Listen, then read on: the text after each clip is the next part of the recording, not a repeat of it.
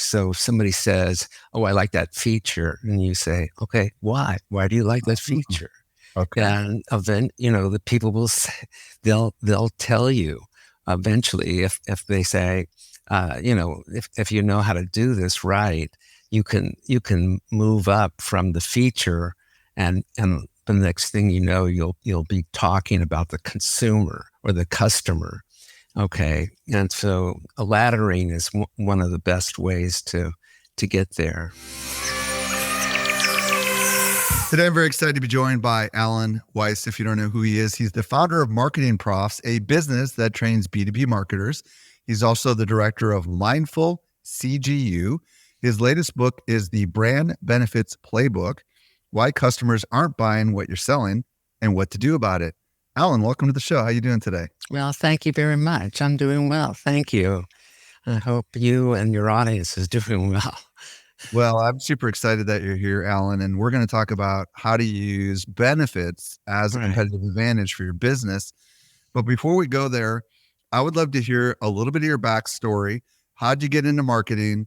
Start wherever you want to start, and then you can bring us up to the Oh yeah. present. Oh yeah. It's a kind of crazy, a little bit of a crazy story. I got a bachelor's degree in electrical engineering, and then I got a master's in counseling psychology. And then I became a professional musician Wow. and toured for like 6 years. What And kind of then, music? What kind of music? oh, I was a songwriter. I had a band out of Kansas City, and we opened up for like Bonnie Raitt and Leonard Skinner and those kinds of Wow. guys. And so then when I came back to school, I actually started a PhD in finance. And I was just studying finance, but then I met somebody who was in marketing, and we started talking. And then I realized I was more interested in marketing than anything else. So I switched into marketing.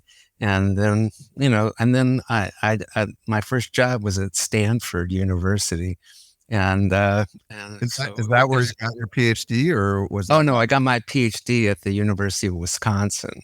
Oh, okay. Okay, yeah, I You was went the. to Stanford. So, what did you do at Stanford exactly? Oh yeah, no, Stanford was a really good school to teach. I was teaching in the graduate school of business there, and it was a lot of fun. The students, well, at that time, the students were really curious and all of these wonderful qualities, and so I could still perform in front of them. And but then what happened was I got a nice offer from the University of Southern California, and it was down in Los Angeles where my family is. So I ended up moving down to Los Angeles, and so that's where I taught and did all these other things for years. And so that's how I got into marketing. So tell us a little bit about what was it? Were you at Stanford or USC when you started marketing profs? Tell us a little bit about that story. Oh yeah, yeah. See, what happened was that in the '90s, I was they found a tumor that I had, and so I ended up having surgery around about '97, and I it turns out with this kind of tumor that I had, you just lose all interest in anything, Oh, and somebody just talked to me about like doing a website, in 1999. Okay, and since I had electrical engineering background, I guess I thought that was really cool. So I made a website for my students, and it turned out that when I presented it, the students hated it because, they thought, oh my God, this guy is giving me much more stuff to do. So I just took it down and I put it on my own server, and then I looked for just a name, and so I just came up with this name, Marketing Profs, and so I just that's what I did for like 2 years, just having fun and not even thinking about money or anything like that.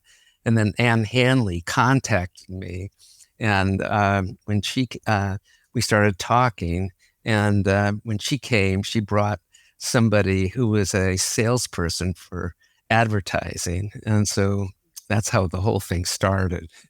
And so, So tell us, in the early days, was it just a blog or what was it exactly? oh no, it was kind of like just uh, well, if you remember at the very beginning of the internet, you could just go out and you could find really good content. Like I remember going to like a paint store, and they would have something like an article about like colors and how it affects people. And so you could just email them and say, "Can I put that on my website?" And Huh. everybody was just trading content. And so that's the way it started. And so we were like one of the first uh, places that where people could actually publish stuff. And but I was like the editorial staff, and eventually I turned that over to Anne, and then she turned it over, and that's just the way it worked. Very interesting. So basically, what I'm hearing you say is you guys were like a content aggregator back in the early days, right? Where you would publish other people's content. And there was also social media today, I think, also did something very similar in the early days where they would find other bloggers. And back then, there was a lot of bloggers Oh publishing a yeah, lot of content, oh right? yeah, So you brought it all together. And then I'm assuming you added a newsletter into the thing. And that's how you guys were able to build this media company. Is oh that yeah. fair? Yeah, yeah, and then my wife, who said, guys ought to charge for it. So, we were one of the first places that had a pro, subscription Membership. model. Yeah. Yeah, Yeah. yeah, and it was a lot of fun because these were people who were just we just did fun things, and Anne said to me that she never wanted to do an event because she hated events. And it's really funny because like years later, that's all she does is events. Yes. It was pretty wild. So Very yeah, cool. So yeah. bringing us up to the present, are you still teaching? And if you are, tell us that. And then also, what prompted you to want to write this book? Oh, well, what happened was my wife, it turns out that she wrote a book called Brand Admiration. Okay. And what happened was I was in the 90s, before I found that I had this tumor, I was doing a lot of consulting work for Informix and Texas Instruments and some of the biggest, big companies. And I didn't use the word benefit, but I was always saying to them, we need these things that customers care about. Okay. And so then when we started talking, I knew, oh, okay, these are benefits. And so we just started sitting around and talking about it. And my wife said, well, why don't you just write it? And I said, no, I would like it if you would do it with me. So the two of us put it together. So it was a lot of fun. We wrote it in 1 year, but it was a lot of fun. Yeah. Outstanding. So, you've got obviously a lot more background in marketing than we've really tapped into because it seems as if you've been teaching marketing both undergrad and graduate, or has it all been graduate school? It's all been graduate. Yeah. Yeah. So it's more advanced for you've been teaching marketing for many, many decades. And Right. obviously you also have a lot of experience with everything that you all have done with marketing prof side of things. So transitioning into benefits. Right. I know what benefits mean and because I've been a writer for a very long time but some of my audience might not really understand the importance of benefits. Yeah. And I know this is something a lot of people struggle with, right? Which is they think something's a benefit, but it's not really a benefit. So before we get into uh, the details on benefits, I want to just explain why benefits are so important. Let's just start there. Sure. Yeah, sure. I mean, Theodore Levitt talked about it, in 1960, et cetera, when he said the difference between a quarter-inch drill and a quarter-inch hole. Okay. But, and he talked about marketing myopia. Yeah. And it turns out that there's a lot of other reasons for doing this because it also helps you anticipate competition. Okay. It also helps you provide clear path for growth and also like developing new product ideas. And so in the book, we talk about like 8 or 9 reasons why companies should be doing this because because it's so important. And so that's I think that's the reason. These reasons are really why companies should do it, but hardly any companies do it, which is Talk to really me about funny. this quarter-inch drill thing in a little bit more detail, just so I can wrap my head around that. Yeah, yeah. Well, yeah. I think most companies really just look at like their features and their attributes. And I always say you're just talking about yourself rather than the customer. And so you have to really get into the customer. And so it's really important. I mean, especially when companies say we're really customer focused, and then they talk about their features and all of this stuff about themselves. And so it's very different. Yeah. So what I'm hearing you saying then on this quarter-inch drill versus quarter-inch hole, Yeah, what I'm hearing you say is people don't want a quarter-inch drill bit; they want a hole that's a quarter that's inch, right. Yeah, and exactly. that's where we get sometimes mired up in our brain Oh yeah, because internally we talk about these widgets and tools and part numbers, and we speak a different language than the customer is really what I'm hearing you right. say, right?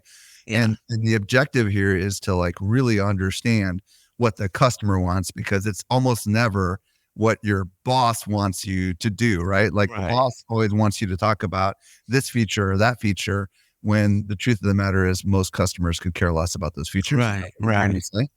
Yeah, yeah. No, I know it's really hard sometimes to convince people that Right. this is important, but I think when people do that, it really transforms, the marketing because it makes it a lot easier. You know, I'm, I'm, I like right now, with benefits, it applies to everything. I'll give you an example. I'm now working with the city of Riverside. Okay. And we're going to look at the benefits of a city. Okay. But, it applies to a city, it applies to musicians, it applies to startups, big companies. It's just national park or anything like that. Awesome. So let's explore. In your book, you have different kinds of benefits, right? Right. So let's explore a couple of the most common types of benefits and maybe define them a little bit and give some examples. Yeah, sure. It's pretty simple. I mean, I shouldn't say it's simple. There's 3 types of benefits. Okay. So the first type is called functional. Okay. And you might think about it as what it does for me.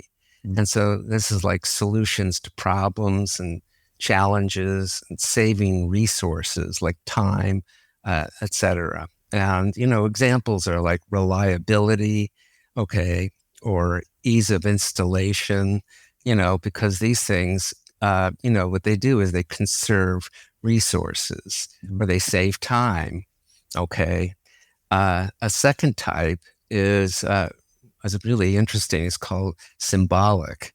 Okay. And that's more like who I am, or I want something that expresses my coolness, or I want to, et cetera, my moral values group, et cetera. Mm. So, you can think about like Patagonia, who says we're in business to save our home planet. Okay. That's a symbolic benefit. Okay. And then the last type is called experiential. Okay. And this is more like how I feel. Like it could be nostalgia, excitement, empathy, something that's pleasant to look at, hear, taste, or touch or smell. So, when you think about, if you think about like Apple was really good with this, because what they would do is they would open a box of technology really slowly, et cetera, and they made it feel really good. And, and then that took off. Everybody like now, it's all about opening a technology Right. is coming from there, but that's an experiential benefit. But if you have a a wonderful meal that tastes good. Okay, so or you hear music that I said. So that's the third type. And so these three types usually are common in a lot of consumer products. Okay, and the functional ones are primarily in like B2B, but uh, but some companies I'm sure are going to eventually go into symbolic benefits or experiential benefits Sure. because Yeah. Let me explore yeah, this a little bit. I'd love to ask a couple clarifying questions. So, sure. first of all, I love the fact that you've broken them down into functional, symbolic, and And experiential. experiential, yeah. I think experiential is the easiest for people to understand because if they've ever been to Disneyland, it's a great example of Well, like, yeah, you feel like a kid again, right? That's yeah, very exactly. Well, nostalgia. if it's like like, oh, this expresses my kid, then that's more like symbolic. Oh, Okay, okay. yeah, yeah, Yeah. or I'm cool, or But there is an experience you're yeah, going through, right? So people can like yeah, understand experiential because you're in a space that's designed to create an experience, right? And right, restaurants obviously makes a lot of sense. Conferences make sense, right? Because obviously marketing profs, social media examiner, we will put on conferences where there is something they're experiencing, but it sounds like it doesn't need to be a physical experience to be right, experiential. Is that correct? right, right. Can you explore that side of it a little bit? Oh, yeah, yeah, yeah, yeah. No, I mean, if you say that if people feel like, this conference is going to make me a great marketer, There you go. okay, that's a symbolic benefit that they get from it. These are really powerful. I mean, if you think, St. Jude's Children's Hospital, it says finding cures and saving children. These are all symbolic, or even when Nike did Just Do It, it's kind of like, that's what I'm saying. It's like who I am as a person. Hmm. And I want to, that's the way symbolic works. And so, I mean, it's really interesting. Once you start seeing that, you start seeing, all the Right. ways that people relate to all of their products and their cars and everything. Couple questions. In an ideal world, do we want to trigger all three of these benefits in our marketing? Well, that's really interesting. There's very few companies who do all three, okay? But my wife has a book called Brand Admiration. And what they do is they show that the most admired companies do all three of those Hmm. things, okay? Mired And is, what do you mean by mired? Is that good or bad? I'm not sure I use that word very often. no, you don't see it very often, but you do see those. But most companies, that's what I'm saying. Like in B2B, they use a lot of functional benefits, Right. but you get into, that's why I'm saying you get into the consumer side, Right. you start bringing in symbolic and experiential, because Gotcha. that's the way a lot of, companies, that's the way a lot of companies, especially, people who make clothes and hotels and things like that, they use these other benefits. So, just out of curiosity, since you mentioned Apple earlier, it feels as if they do use functional benefits when they're doing their product announcements, right? Because they'll get into their chips and technology and kind of Right, the kind of like the cool little things the Apple Watch can do or something like that, right? right, So, but they also feel like they've also used this symbolic thing a lot because a lot of creative people feel like their technology is for creative minded people. Would you agree right. that those are the two, or do they also use experiential as well now that they've got even more stuff they're doing? I'm just curious from your perspective, how would you classify Apple? Oh yeah, no, Apple is like one of these companies who use all of these three, especially if you go to one of the Apple stores, it was like the way it was laid out. It was really nice. Right. The people are really friendly, and so you get a lot of these experiential benefits. Things are really nice to touch.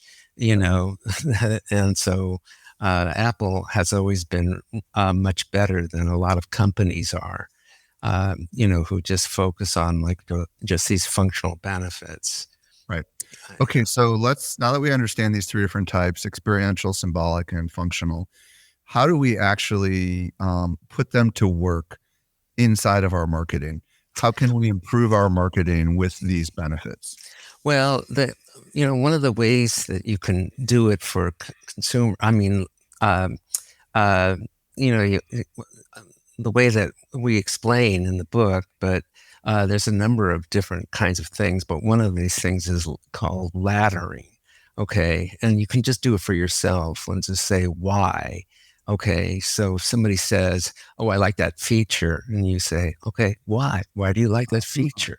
Okay. And then, the people will say, they'll tell you eventually if they say, if you know how to do this right, you can move up from the feature, and the next thing you know, you'll be talking about the consumer or the customer. Okay, and so laddering is one of the best ways to get there.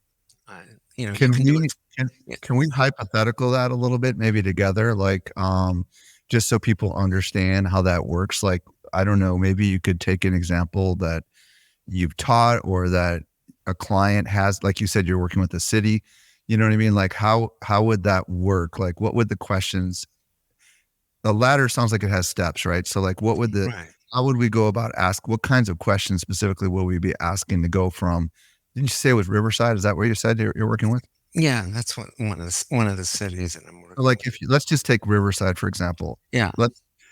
What's one of the features of Riverside? Is it on the Well, ocean? I haven't started yet.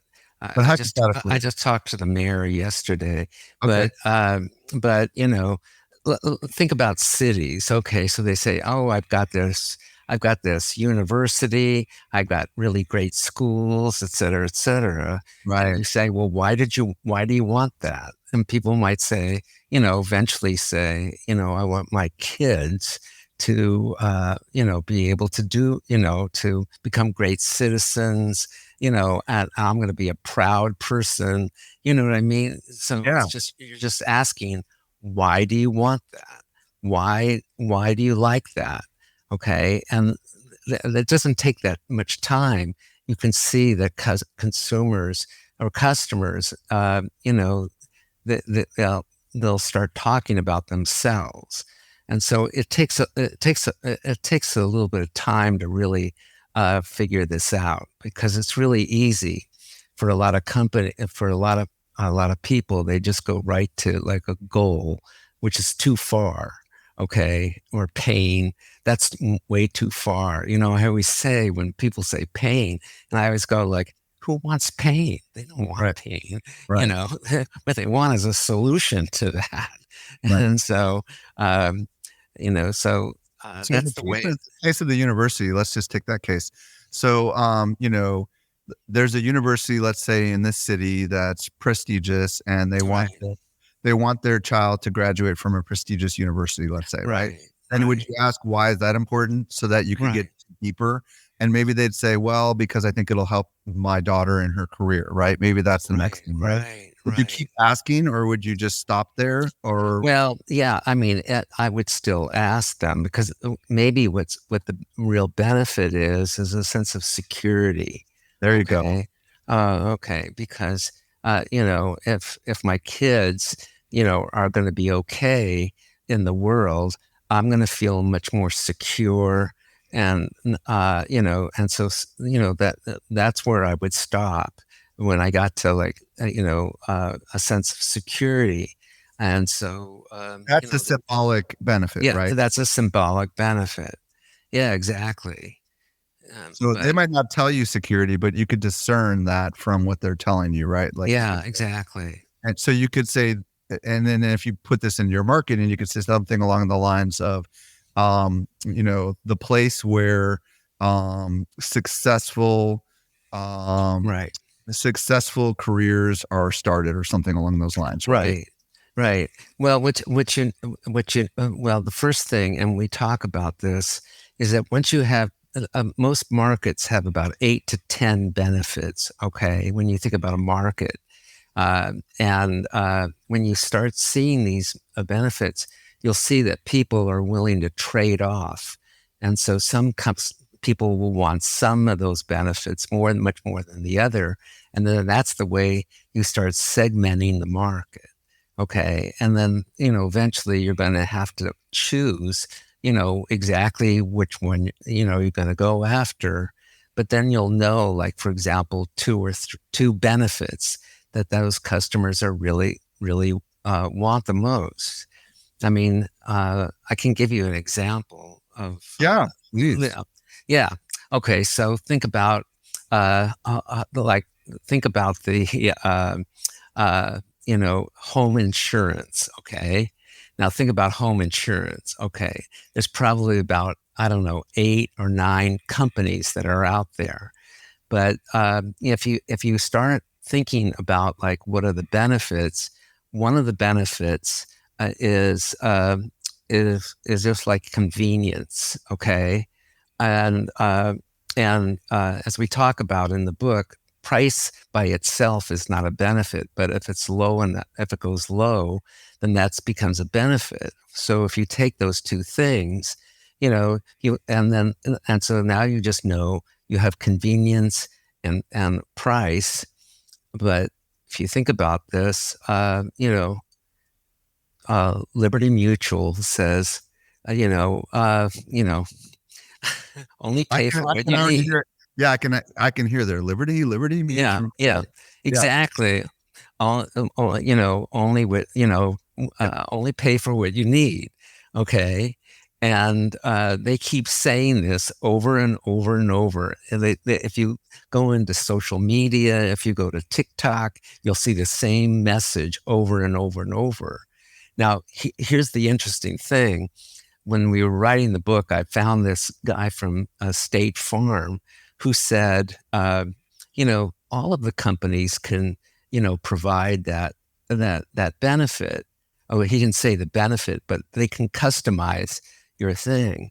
But the difference is Liberty Mutual advertises that everywhere. And so, that's why they have great, recall by consumers, et cetera. And everybody knows, every time I tell this about Liberty Mutual, people almost immediately say, okay, only pay for what you need. And so, so uh, what kind of is that what kind of a benefit category does that fall under? Customization is more like a functional benefit.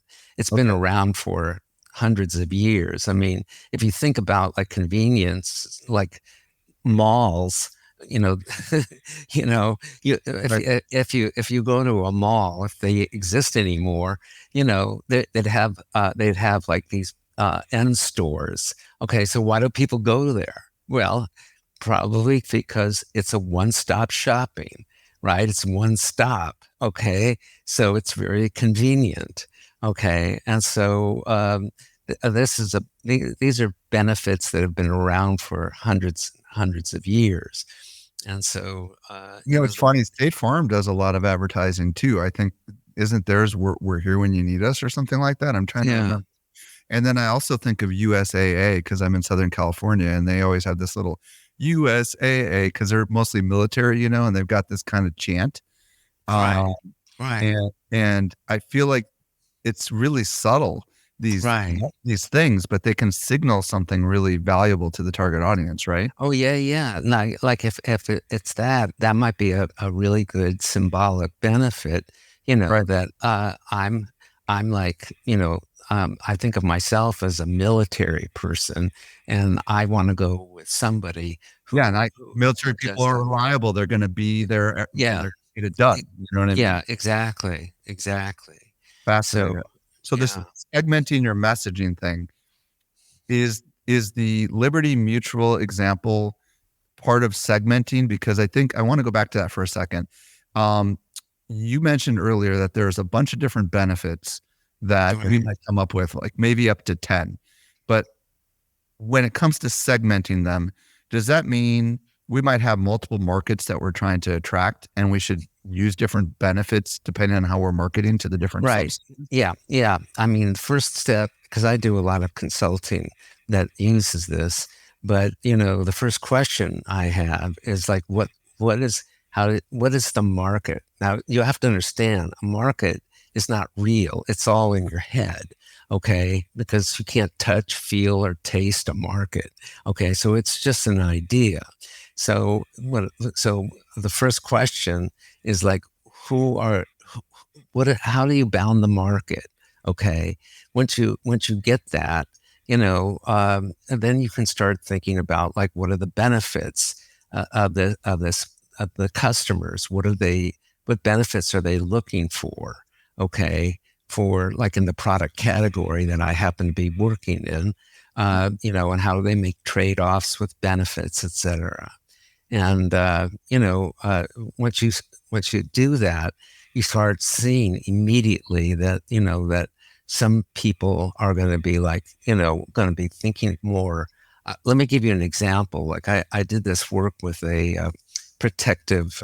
It's called FNAFI, and what they do is they help companies so that nobody can get into their computers. Okay, so they're in this kind of industry, and it was the first thing I did with them, I had like 50 people in the room, and we first figured out like what are the benefits of the market, and then we started thinking about like who cared about more some things, etc. And they ended up seeing by virtue of this that Amazon was coming into their market, and all of a sudden they said, "Oh my God, they're coming in to our market," because that's what I'm saying is that you can start seeing these, competition, because there were some people, some companies who, by virtue of like what kind of products that other kinds of technologies that they have, and by virtue of having these kinds of like legacy, equipment, they care more about like compatibility or something like that. Okay, which is a benefit. And But if you go to another segment that they don't care about compatibility, that's not really what they're looking for. They're just looking for something that's just really low price. Okay, that's all they care about, and that's where Amazon was coming in. On this low price. In fact, it wasn't even, they weren't even protecting the, they were doing a really light job of protection, and people didn't care about it in this other segment. And so this is what I mean. You start seeing the market in a completely different way. And so, that's like one of the things that I've done, is once we segment the market, I had started asking questions like, where are your competitors? And since none of the competitors are using benefits, I mean, if you use benefits, you're probably not going to have any competitors who are going to be doing this. But once you do this, you can start thinking about, okay, let's think about this competitor. Where are they really operating in this market? And you can almost immediately say, okay, they're over here, and another one is over here, et cetera. And so this all goes into like, okay, where am I going to position myself in this market? Okay. This is interesting. I'd love to like just share something with you and we can free flow this a little bit, but I think about like Social Media Examiner and Marketing Profs, right? We're targeting marketers, right? And Marketing Profs is very B2B focused, right? Where Right. Social Media Examiner is both B2C and B2B, right?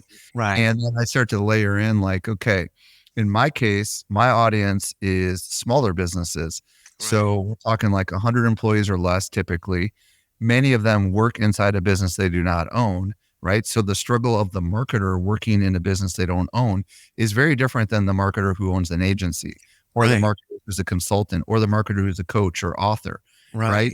Yeah. Like the benefits of going to an event like Marketing Profs or Social Media Marketing World are very different depending on that market, right? So Yeah, exactly. for the solo creator entrepreneur agency, they're going there to find business, where Right.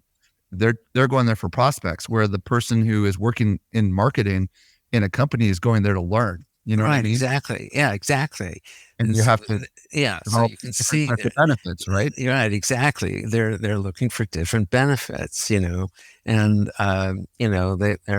they're looking for, this is some of this is that they just need time, and they want to get leads or something like that. Right. But that's a lot different than somebody who cares about the benefit of just learning. Okay, and so yeah, and so you see this naturally, in these kinds of situations, But I, what I hear at least. Like in a lot of B2B, everybody's like into vertical marketing. Okay. But, we actually give an example in the book where we look at two verticals like retail and like, I guess it's like healthcare. Okay. And what we do, as I show, if instead you segment the benefits. Okay, what you'll do is you'll find that there's some uh, Overlap. uh, no, yeah, that's exactly what you're going to see. You're going to see some of the people who are looking for like these benefits. You're going to see healthcare and retail. They're going to look very similar together because they're looking for the same benefits. But you see, when they just split it out by two different things, your message is going to be sloppy. But once you get clear about the segment and what they care about, your message is really clear. That's what I'm saying, is that uh, the reason why I always go back to Liberty Mutual, because people will say, "Oh, I'm in a really difficult market because I got a lot of competitors." Well, you should be in the home insurance, market, because there's so many of them, and but they've been able to find a segment who cares mostly about convenience and a lower price. It wouldn't take rocket science to segment that market, but they've been able to like find a segment that they can go after, and I'm curious about this because I know so many of my listeners are definitely targeting different segments, right? And do you recommend taking like a Venn diagram and looking for the overlap and looking at the benefits that they all share in common? Or do you recommend looking at the biggest market that you have the most customers in and focusing on them and really what the benefits are to them and not worrying so much about maybe the little markets that might be around the periphery? Exactly. Yeah, exactly. Once you understand, like I did this for Texas Instruments. Okay. So I helped position their digital signal processor in Europe. Okay. And what I was given was the middle market. Okay. So that's really a large area. Well, when I worked with these engineers and marketers and salespeople, when we identified all the benefits, it turns out that they identified three segments of the market. Okay, and there was one segment who cared about performance. Okay, which Texas Instruments was all about. We just have really good performance. Okay, but there was another segment that really cared about ease of use and, and one other benefit I don't remember, but they were getting killed by ADS, who was going after that other segment. And but that's where the whole market was going to. Okay. And so when we started working on this, we saw that while the size of that segment was not that big, but every indication was that over time that was going to become the most dominant. And so it forced, started thinking about, developing. When I remember asking everybody, I said, "Do you have technical documentation?" And they said, "No, we don't have that sort of stuff." I said, "Well, that's exactly what ADS does. You need to start doing that, if you're going to go appealing to that segment, because that segment is not going to go with you." And so, I just call that a migration targeting. So it doesn't mean that you can't go after all these segments. It's just that, and so that's what we have in the book. We have stress tests, and one of them is about your competencies. Okay, but it also has to do with competition, and so we have a section on competition, and what you're doing is saying, okay, well, maybe I'm going to go after this one segment right now, and I'm going to start working on what's on the benefits that another segment needs, and then eventually I'll move over and have both of those segments. Okay, and then if you do this right, Arm and Hammer one. You and I talked about Arm and Hammer when we were yeah, this is probably a good place for you to talk about that a little bit. yeah, yeah. Yeah, you want me to talk about Arm and Hammer? Yeah. Yeah. Yeah, sure. Okay. This is like how you grow. Arm and Hammer used to be just a baking soda. Okay. Now, if they just stayed as a baking soda and that's all they were, they'd have a really small market. But what they did was they understood that baking soda also had a benefit of reducing odor.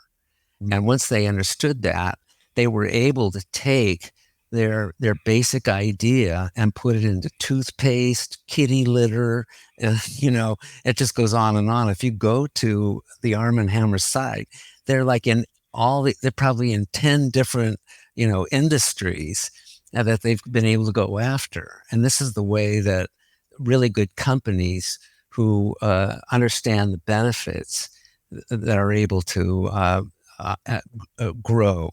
And you can also grow by doing, brand extensions and all of these things. And we talk about all this in the last chapter. We show companies who are really good, who've been able to, by understanding the benefits of customers. And what they do is they find maybe one benefit that they're really known for, and then they can take that and they can do joint ventures with other companies because they're going to bring that benefit with it, et cetera, et cetera. And so it's really great to watch these companies who know how to grow, based on the benefits of the customer. Alan, this has been an absolutely fascinating discussion. If people want to grab your book, which I'm going to tell everybody the title again, it's called The Brand Benefits Playbook. Yeah. I would imagine they can get that anywhere they can get books. If they want to connect with you on the socials, do you have a preferred website? I mean, a preferred social platform? And if they want to check you out, do you also have a place you want to send them other than the social? Well, I mean, you can learn about the book and all of that by just going to the Brand Benefit Playbook as one word.com. Okay. And then that has, you can get a free chapter from them, and you can do all these other things. And so that's one way to stay in contact. I'm on LinkedIn, as Alan Weiss, and and you can always contact me at Marketing Profs. I'm just AMW. That's my middle. Those are my initials. AMW at marketingprof.com. And so it's easy to get in contact. But it'd be great if this became much more used in companies, because their messages would be a lot clearer, and people would and it makes your marketing really much easier. Alan Weiss, thank you so much for coming on the show and answering. Thank you so much, Michael. I really appreciate it. Thank you.